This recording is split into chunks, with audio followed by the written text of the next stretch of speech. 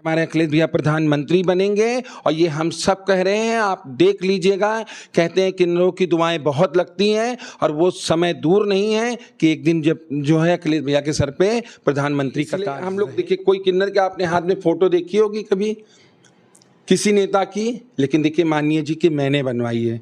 इसलिए बनवाई है क्योंकि उनके अंदर ये लगाव है, हम लोग को एक परिवार मानते हैं, इसलिए हमने अपने परिवार उन्हें मानते हैं, इसलिए हमने परिवार वाला समय जो हमारे माननीय मुलायम सिंह जी थे, उनका सपना मेरे माननीय अखिलेश भैया जल्दी से हमारे सरकार सत्ता में आ जाए, हम लोग का कल्याण प्रधानमंत्री बनेंगे। और जिस दिन वो बनेंगे प्रधानमंत्री, उस दिन हम लोग खड़े होके पूरे जितना किन्नर समाज है पूरा रोड पर आपको दिखेगा खुशियां। के मुख्यमंत्री उप मुख्यमंत्री तेजस्वी यादव से लेकर के नीतीश कुमार अखिलेश यादव से मिले, तो क्या लग रहा है कि ऐसे में जो सपा संरक्षक मुलायम सिंह यादव का जो सपना था, जो अधूरा ख्वाब था प्रधानमंत्री बनने का, ऐसे में आपको लग रहा है कि अखिलेश यादव उस अधूरे ख्वाब को पूरा करते हुए दिखाई दे रहे हैं? क्या आने वाले समय में 2024 के चुनाव में वो कन्नौज से चुनाव लड़ेंगे सांसद बनकर के प्रधानमंत्री बनने की दावेदारी को कैसे देखते हैं? देखिए, हमारे माननीय जी जो हैं वो इतनी मेहनत कर रहे हैं और हम लोग जान रहे हैं कि आने वाला समय क्या है।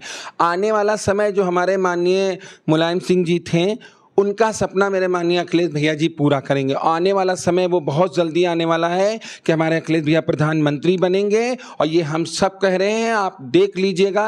कहते हैं किन्नरों की दुआएं बहुत लगती हैं और वो समय दूर नहीं है कि एक दिन जब जो है अखिलेश भैया के सर पे प्रधानमंत्री का ताज रहेगा और हम लोग पूरी तरीके से उनका स्वागत करेंगे और वो दिन बहुत जल्दी आने वाला है। क्योंकि कहते हैं किन्नरों के अंदर अगर ऊपर वाले ने किन्नरों को बनाया है तो इसीलिए बनाया है, कुछ सोच के बनाया है। जो हम लोग आशीर्वाद देते हैं लोगों के घर घर जाकर, और हम लोग कितने लोगों के घर में जाकर ऐसा कह के आते हैं कि जिनका औलाद नहीं होती उनके वहाँ भी औलाद हो जाती है।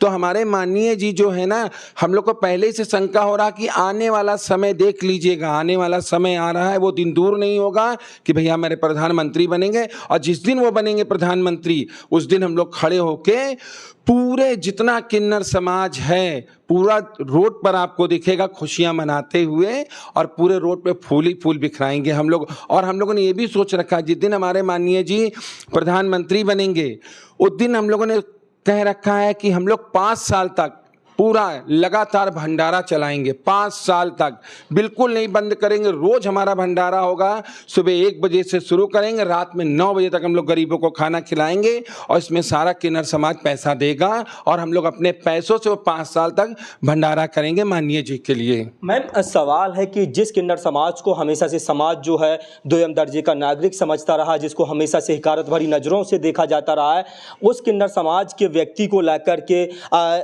जो सपा मुखिया अखिलेश यादव, उन्होंने आपको किन्नर महासभा का प्रदेश अध्यक्ष बनाया। और आपके किस तरह के रिश्ते हैं? जब आपकी मुलाकात होती है तो किस तरह के पारिवारिक संबंध है? क्योंकि हर मौकों पर हमने देखा आपकी वीडियो बहुत ज़्यादा वायरल हुई थी जब आप मंच पर खड़े होकर के अखिलेश यादव की मौजूदगी में जिस भाषण को आप देते हुए नजर आ रही थी, वो वीडियो सबसे ज़्यादा सर्कुलेट हुई, वायरल हुई। मैनपुरी चुनाव जब डिम्पल यादव ने जीता तो आपने जाकर के वहाँ मुकुट पहनाया और आप पहुंची वहाँ पर, ये तमाम वीडियो जनता ने देखे। तो किस तरह के रिश्ते हैं सैफई परिवार से, अखिलेश यादव से, समाजवादी पार्टी से? देखिए, हम किन्नरों को कहते नहीं है, हमारे देखिए कोई आगे पीछे नहीं, ठीक है ना। हमको जो प्यार दे देता है हम लोग उसके हो जाते हैं। तो ये हम लोगों ने इतने लोगों से मुलाकात की, बड़े बड़े नेताओं से मुलाकात की, बहुत जगह हम लोग गए हैं, लेकिन हमारी किसी ने नहीं सुनी आज तक। हमें सिर्फ एक किन्नर समझकर और एक मजाक बनाकर रख दिया। एक माननीय अखिलेश भैया हमारे ऐसे रहे हैं कि हम लोग जिस समय उनके पास पहुँचे हैं और पहुँचने के बाद जब हम लोग मिले हैं तो लगा है कि कोई हमारा अपना हमारे सामने आया। क्योंकि जब हम माननीय जी से मिलने गई हैं तो आज तक किसी नेता ने हमें अपने बगल में, इतना बड़ा नेता हमें अपने बगल में बिठाने की कोशिश नहीं की होगी। यही कहा होगा इनको किनारे करके बिठालना, क्योंकि लोग देखेंगे तो क्या कहेंगे। महिलाओं को अपने बगल में उन्होंने बिठाला होगा, तुरंत मंच पे बगल में बिठाला होगा और हम लोग को कहा होगा दूर खड़े हो। लेकिन एक हमारे माननीय अखिलेश भैया जी हैं ऐसे, जिन्होंने मुझे बगल में बिठाला और जिस समय मैंने पार्टी ज्वाइन की, ठीक है, मैं उनके साथ खड़ी हुई, मेरे सौभाग्य। तो अखिलेश भैया में एक परिवार वाला उनके अंदर, कहते नहीं है जैसे एक परिवारवाद, तो परिवार वाले उनके अंदर सोच है परिवार वाली की। ये भी एक हमारा परिवार है किन्नर समाज, हम इन्हें अनदेखा नहीं कर सकते हैं। क्योंकि कृष्ण भगवान कहते हैं जब कृष्ण भगवान का जन्म हुआ था तब हमारे भोलेनाथ जी जो हैं वो चाहते थे कृष्ण भगवान को, प्रभु को गोद में लेना। तो उन्होंने कहा हम गोद में लें तो कैसे लें। तब जाके उनको बताया गया, कृष्ण भगवान ने सोचा कि वो शंकर जी ने हमारे सोचा क्यों ना ऐसा करें कि हम एक किन्नर का रूप धारण करके जाके प्रभु को अपनी गोद में ले लें और उन्हें हम खिलाएं।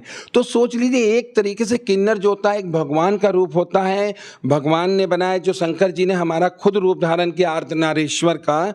उसके बावजूद भी हम लोगों को किसी ने नहीं समझा, माननीय अखिलेश भैया ने समझा है। इतने बढ़िया वो हैं, इसीलिए आज वो इतना आगे जा रहे हैं, लोग उनके साथ हैं। सारा किन्नर उनको दुआ देता है, हर किन्नर के मुंह से उनके प्रति दुआ निकलती है। जो भी होता है कहता है बस अखिलेश भैया हमारे जल्दी से बन जाएं, अखिलेश भैया जल्दी से हमारे सरकार सत्ता में आ जाए, हम लोग का कल्याण हो जाएगा। तो ये चीज़ें हम लोग सोच, बल्कि कि 22 में जब हम लोग की बात हो रही थी, माननीय जी ने हमारे कहा, जब हम लोग प्रचार कर रहे थे तो उन्होंने तुरंत कहा कि ये बताओ तुम लोग को किस किस चीज़ की आवश्यकता है। तो मैंने माननीय जी से बताया तो उन्होंने कहा सारी चीज़ें लिख कर और हमको दो। जैसे ही सरकार बनेगी सबसे पहले हम कोशिश करेंगे तुम किन्नर समाज के लिए सारे काम हो। तो माननीय जी हमारा दुख समझते हैं, दर्द समझते हैं। देखिए मैंने उनकी, इसीलिए हम लोग, देखिए कोई किन्नर के आपने हाथ में फ़ोटो देखी होगी कभी किसी नेता की, लेकिन देखिए माननीय जी की मैंने बनवाई है। इसलिए बनवाई है क्योंकि उनके अंदर ये लगाव है, हम लोग को एक परिवार मानते हैं, इसलिए हमने अपने परिवार उन्हें मानते हैं, इसलिए हमने परिवार के अपने फ़ोटो बनाई है। हमें बहुत खुशी होती है अखिलेश भैया से, जब से हम किन्नर समाज जुड़े हैं। आपने देखा होगा इतना किन्नर समाज किसी पार्टी में नहीं दिखा होगा, जुलूस निकलता है तो किन्नर होता है, आप देखिए कहीं प्रचार होते हैं तो कितने किन्नर जाते हैं उनके लिए। और किसी पार्टी में कभी गए हो तो आप बताइए। तो आप प्रदेश अध्यक्ष हैं किन्नर महासभा की, किस तरह से संगठन को तैयार किया है, प्रदेश लेवल पे किस तरह से संगठन को मजबूत किया है, और कितने जिला अध्यक्ष किस तरह की मतलब जो कार्यकारिणी आपने बनाई हुई है? देखिए मैंने अभी तक जो है 90 जिला अध्यक्ष अपने कंप्लीट कर रखे हैं, 90, ठीक है ना।